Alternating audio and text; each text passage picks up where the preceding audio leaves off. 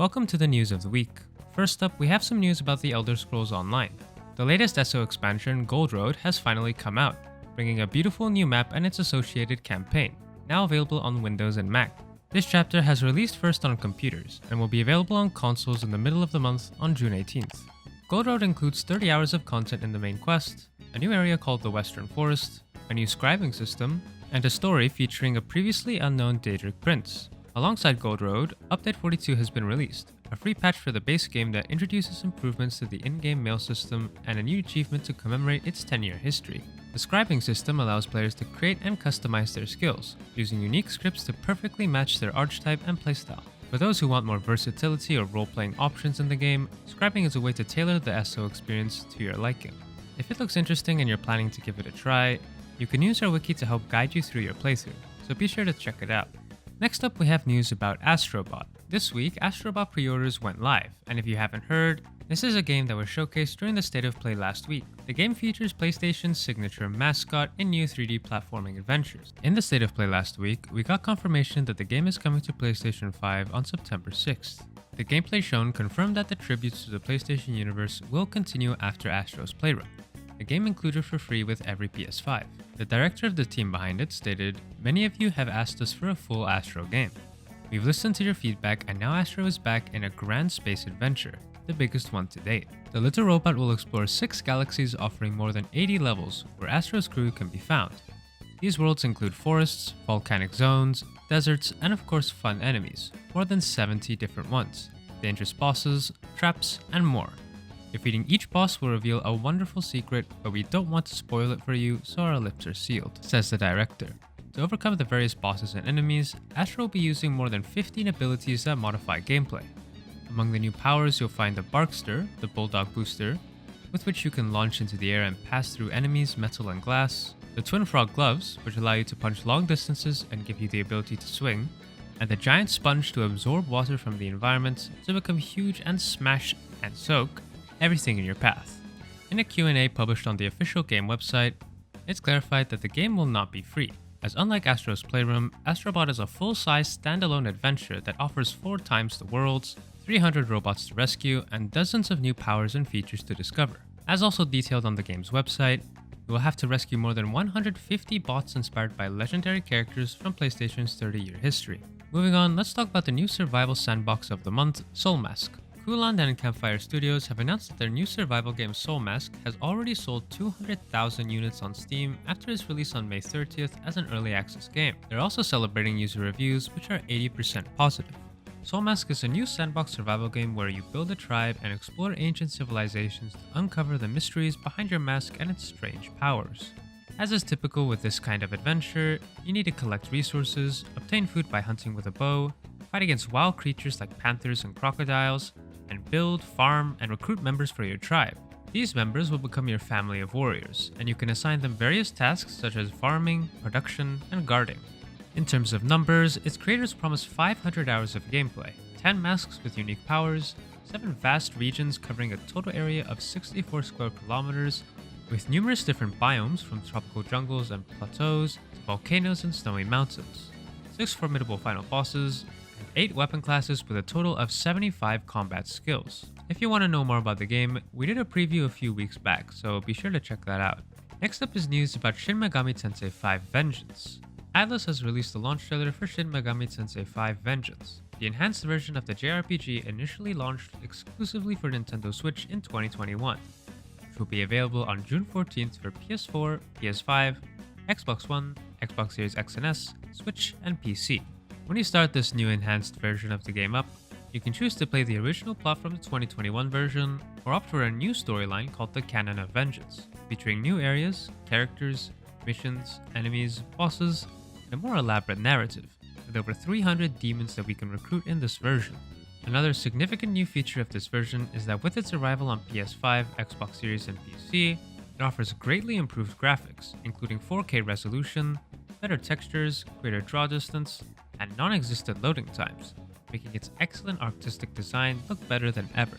This time around, there will be more interaction with demons, with playable demons in side missions known as Alice and Pixie, and Demon Hunts, a new feature in the game. Exploration on the map has been improved to include elements like Makatsuhi for quick travel a sky view for broader perspectives, and an unobstructed full map view. Atlus has confirmed that there have been dozens of small updates and revisions to the game to make things more interesting and accessible. So if you're a fan of JRPGs, definitely keep this launch on your mind for next week. Moving on, we have some news about a Ghost of Tsushima update for the Director's Cut.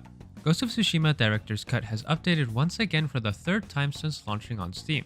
Patch 3 is a 6.7GB update that aims to fix audio cutouts, HDR issues, and other bugs that needed addressing. The patch aims to fix various audio cutouts in some specific parts of the game, and additionally improves overall game stability for players using AMD Radeon 7000 series GPUs. This patch also fixes an issue that would cause a new game to start with a black screen when HDR is active on Windows 10, which sounds pretty annoying. It also addresses several issues that could occur when combining this HDR with full screen in that version of Windows. Nixxes also updated the PlayStation PC SDK to version 2.16, with several compatibility improvements for insider preview versions of Windows 11. The studio states that this update fixes several issues reported by the community and includes stability improvements based on our crash report system data and user feedback. Several changes have also been made to show the mouse and keyboard prompts correctly during various attacks in Legend mode. They were also able to fix a bug with the A Moments in Time achievement, which can now be obtained without issues when using a mouse to play. Next up, we have news about Guild Wars 2. The 5th expansion for Guild Wars 2, Janthir Wilds, has been unveiled to launch on August 20th, 2024.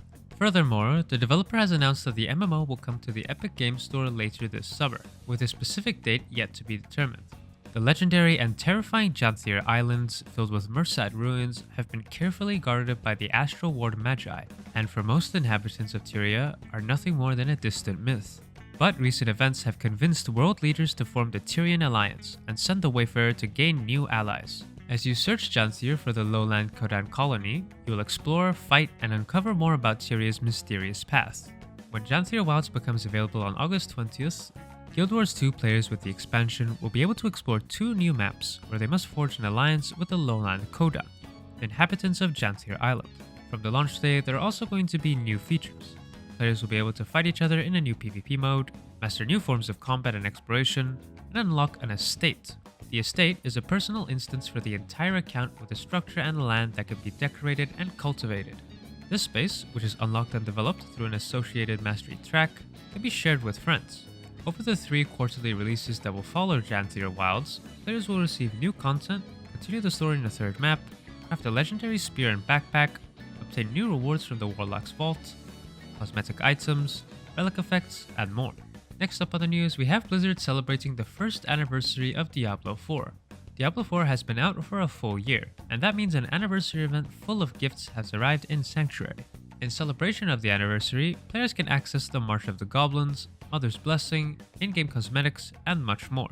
Diablo 4's anniversary event is available right now for PlayStation 4, PlayStation 5, Xbox One, Xbox Series X and S, and on PC. Currently, we have Diablo 4 with its 4th season of content, which has generally been well received by the players. The update committed to a much-needed revamping of the loot and equipment systems of the game. For the anniversary, we have new weapon skins, mounts, and armor for them, which will be unlocked by logging in from June 6th until the 20th. The first part of the event will flood the sanctuary with treasure goblins, allowing players to earn some legendary loot. Treasured goblins will be in abundance compared to their usual scarcities. The treasure goblins are also rumored to be traveling in bigger groups, from pairs to a larger pack. The treasure bags you can get from them will carry a bag full of power 925 items, which is perfect for any players starting some new characters. Additionally, new free anniversary gift cosmetics will be available for a week on a daily basis. If you're interested in the anniversary and haven't really caught up with the new content in the season, we have a video on the Season 4 content, so be sure to check it out. Last up for the news of the week, we have a new Soulslike game getting showcased new gameplay and a demo. Publisher Tate Multimedia and developer Trialforge Studio have released a 2-minute overview trailer during the Guerrilla Collective event for party-based Souls-like action RPG Deathbound, where they give a breakdown of the combat system, the morphing system, and how you can switch between characters and their fighting styles. Deathbound seems to be much more than just an intriguing idea. Described as an action RPG set in a world where faith and science are at odds, it will feature a wide variety of characters. Outside of traditional warriors such as heavy knights armed with giant hammers or mages wielding offensive magic, one of its characters will employ this legendary style of dance and martial arts that we have seen in other games such as Tekken. You will be able to gain the skills, memories, and identities of fallen warriors throughout the world, combining their unique personalities and combat styles. The world of Zeminal is a world that mixes a technological past and a medieval present. The city of Akratia is rich in lore and dangers. You can explore a city falling into ruin under the shadow of a grand crusade. With its imposing brutalist architecture and melding of technology, it's a city bound for oblivion. Deathbound launches simultaneously on PC, PlayStation 5, and Xbox Series X and S later this year, but we don't have a set release date yet.